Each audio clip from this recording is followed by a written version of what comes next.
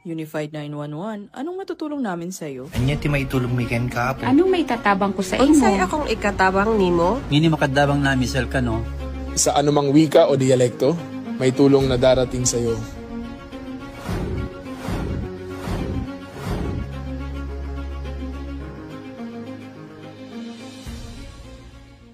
Lilingkod sa bawat Pilipino at magbibigay ng tamang impormasyon para sa tahimik at maayos na Pilipinas. Police News Network, alagad ng batas, tagapagtaguyod ng balitang pulis, sandigan ng mamamayan, patnubay ng katotohanan. La Campo Crame, maghahatid ng pinakahuling kaganapan at nagbabagang balita. Ito ang PNN Police News Network. At ngayon, ang inyong mga tagapagbalita. Magandang araw, bagong Pilipinas. Ako ang inyong alagad ng batas, tagataguyod ng Balitang Pulis, Patrolman Julius Sam Acad. Maghatid sa inyo ng tamang balita, kwento ng pulis at serbisyo para sa mamamayan, at ito ang PNP News Online. Ang pangunahing balita ng Police News Network, alagad ng batas, tagataguyod ng Balitang Pulis.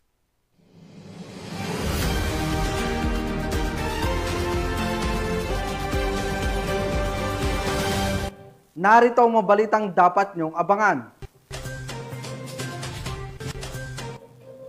Mahigit 200 milyong pisong halaga ng cocaine na-recover sa baybayin ng Puerto Princesa City.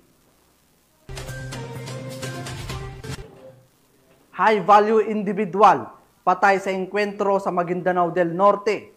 1.7 milyong pisong halaga ng shabu nasamsam. At most wanted person sa kasong lascivious conduct, arestado sa Southern Leyte.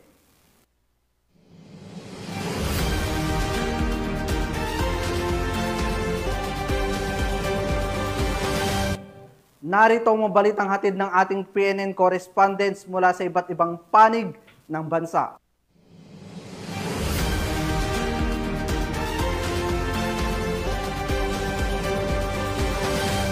Simulan natin ang balita mula sa bahagi ng Luzon.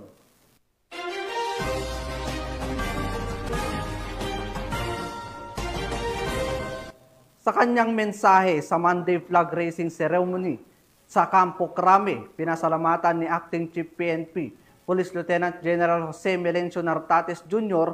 ang mga pulis na mabilis na tumugon sa mga mamamayang naapektuhan ng lindol sa Mindanao, partikular na sa Davao Oriental.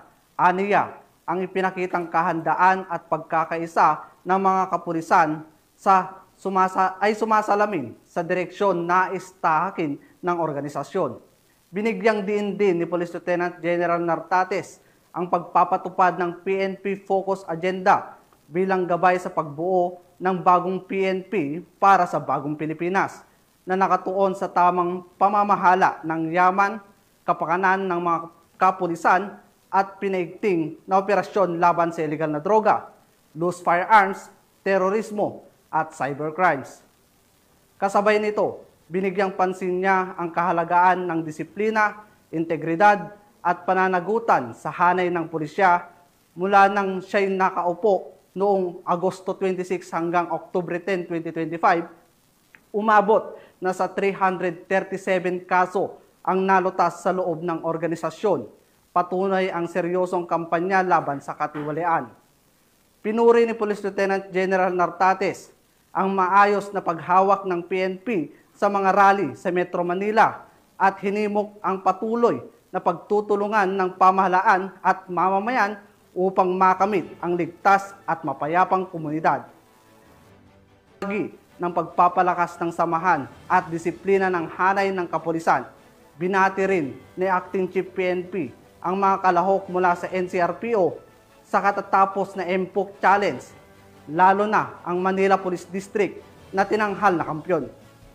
Bilang halimbawa ng pagkakaisa at husay sa koordinasyon. Sa pagtatapos ng kanyang mensahe, muling iginiit ni Police Lieutenant General Nartates na ang pagbabago ng PNP ay nagsisimula sa bawat pulis na may malasakit, disiplina at integridad. Aniya, sa patuloy na pagtutulungan ng buong organisasyon at ang sambayanan na tunay maisusulong ang bagong PNP para sa bagong Pilipinas na may serbisyong mabilis, tapat at nararamdaman.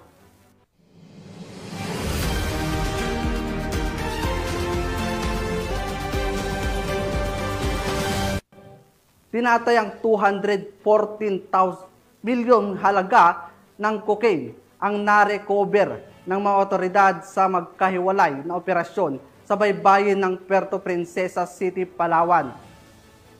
Matapos matagpuan ang 36 na bloke ng cocaine at karagdagang 430 grams na nagsasabing iligal na droga. Nakatutok dyan si Patrolwoman Christine Lorenzo.